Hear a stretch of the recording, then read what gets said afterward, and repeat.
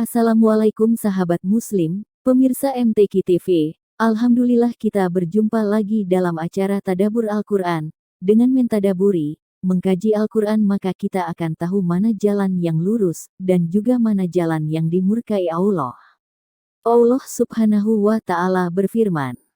Dan demikianlah kami terangkan ayat-ayat Al-Quran, agar terlihat jelas jalan orang-orang yang saleh dan agar terlihat jelas pula jalan orang-orang yang berdosa.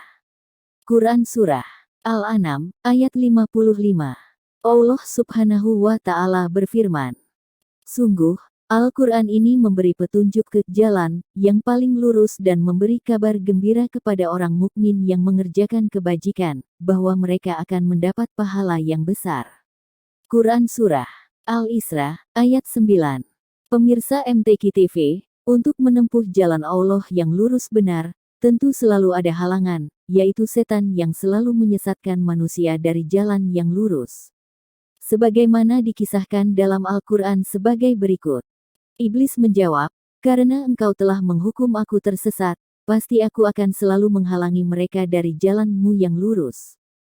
Kemudian pasti aku akan mendatangi mereka dari depan, dari belakang, dari kanan, dan dari kiri mereka. Dan engkau tidak akan mendapati kebanyakan mereka bersyukur. Quran Surah Al-A'raf, ayat 16-17.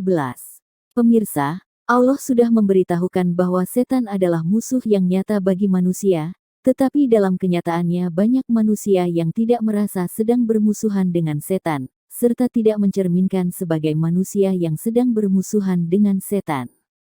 Sedangkan ayatnya sangat jelas bahwa setan adalah musuh yang nyata bagi manusia. Allah subhanahu wa ta'ala berfirman. Dan janganlah kamu sekali-kali dipalingkan oleh setan, sungguh, setan itu musuh yang nyata bagimu. Quran Surah Az-Zukhruf, ayat 62. Pemirsa MTQ TV, marilah kita masuk ke dalam Islam secara keseluruhan, berpegang teguh dengan sungguh-sungguh pada tali agama Allah, Al-Quran, dan kita tinggalkan segala langkah-langkah setan yang menyesatkan. Allah subhanahu wa ta'ala berfirman.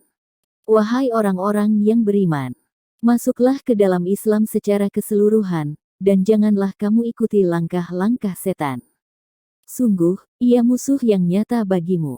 Quran Surah Al-Baqarah, ayat 208. Sebagai penutup mari kita sama-sama simak hadis berikut.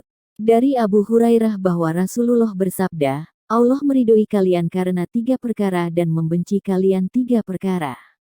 Meridhoi kalian jika kalian beribadah kepadanya dan tidak menyekutukannya dengan sesuatu pun, kalian berpegang teguh terhadap tali agama Allah secara keseluruhan, dan saling menasihati terhadap orang yang Allah beri perwalian urusan kalian.